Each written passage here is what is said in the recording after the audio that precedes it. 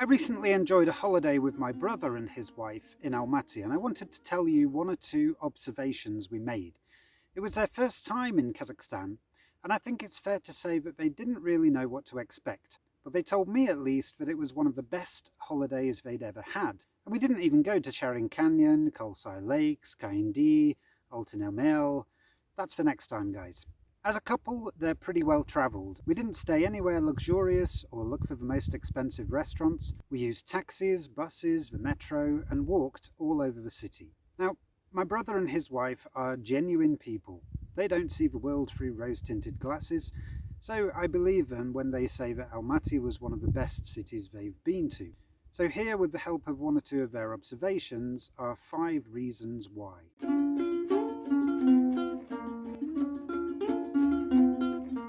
Number 1 is quality food. On a trip to the Green Bazaar, our guests were amazed at the range available. In England, of course, there are markets, but in comparison to Almaty's bazaar, well, I've never seen anything quite like it.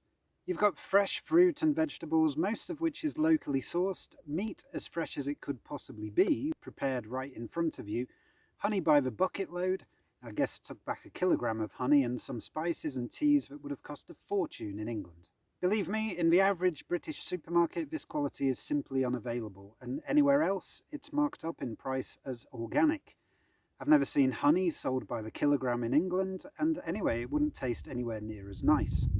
Kazakhstan influenced our guests more than we expected. They tried sea buckthorn tea in the mountains and loved it. It's not that it's not available in England, it grows wild in many areas, but people don't collect the berries, until now.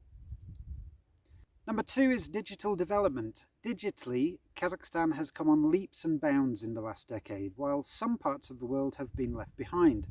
Look at Kaspi, for example. This is a super app which offers fintech such as banking, payments and loans, but also an online shop, grocery service, delivery, travel services, parcel collection points, QR payment systems for public transport, and well, I'm sure I've missed several more, but basically everything you could possibly need in Kazakhstan is on this one app. It makes everything so much easier and so much less bureaucratic than in England.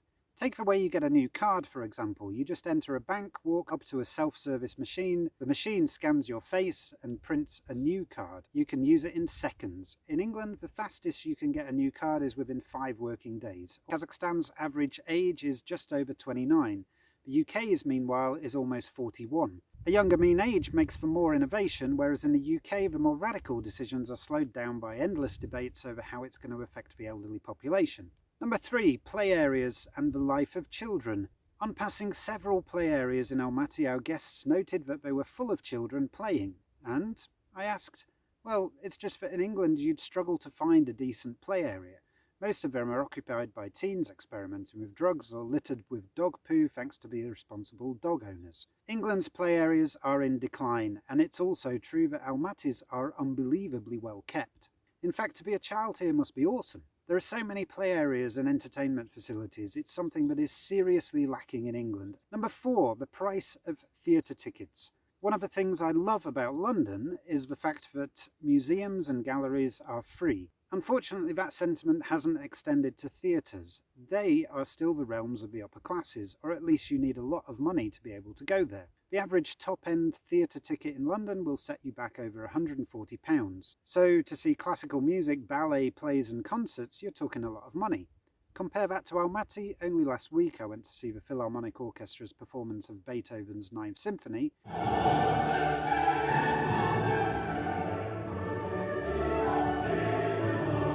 For 10,000 tenge, that's just over £15. Theatre is affordable in Kazakhstan. In Britain it's still priced at the upper classes. This is one thing Kazakhstan can thank the Soviet Union for.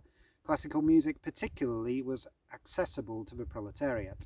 And number 5, of course, it's the mountains. Among some locals you can witness some sort of amazement that tourists come here, and a distinct lack of appreciation for the reasons why.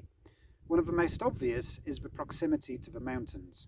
Bad day, bad week, a breath of this high altitude air and all your troubles are blown away. There are a myriad of routes from novice to professional, all with various challenges and incredible rewards. I adore them.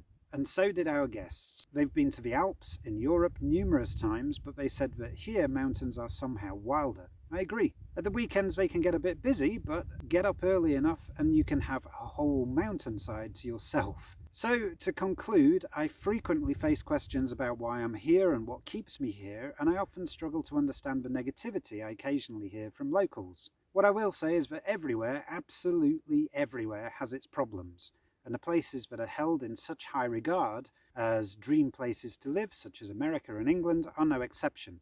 There are numerous reasons to be grateful for what is good in Kazakhstan, and I wish only the best for the future of the country. After all, look at it. What a beauty.